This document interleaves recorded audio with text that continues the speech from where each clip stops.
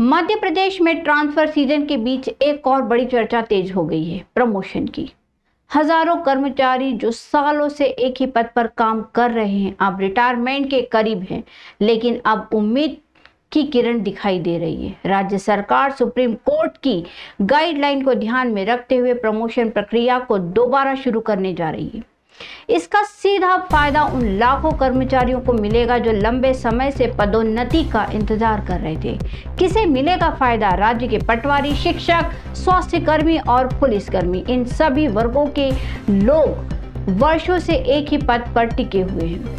सरकार की नई योजना के अनुसार अब प्रमोशन वर्टिकल रिजर्वेशन यानी कि अनुसूचित जाति, जनजाति और अन्य पिछड़ा वर्ग के आरक्षण के आधार पर किया जाएगा, जिससे सभी वर्गों को न्याय मिल सकेगा।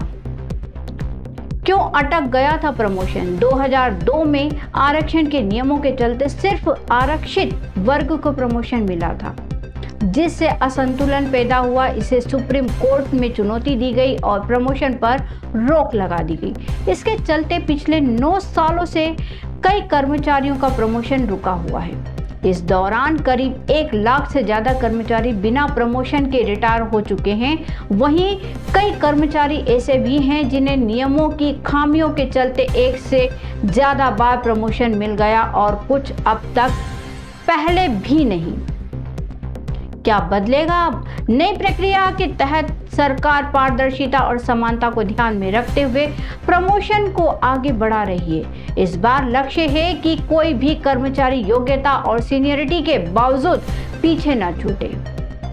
अब देखना यह होगा कि क्या सरकार इस प्रक्रिया को बिना किसी विवाद और कोर्ट केस के सफलतापूर्वक लागू कर पाएगी या फिर एक बार फिर ये मामला उलझ जाएगा। कर्मचारियों की उम्मीदें जगी हैं, अब फैसला सरकार के हाथ में है।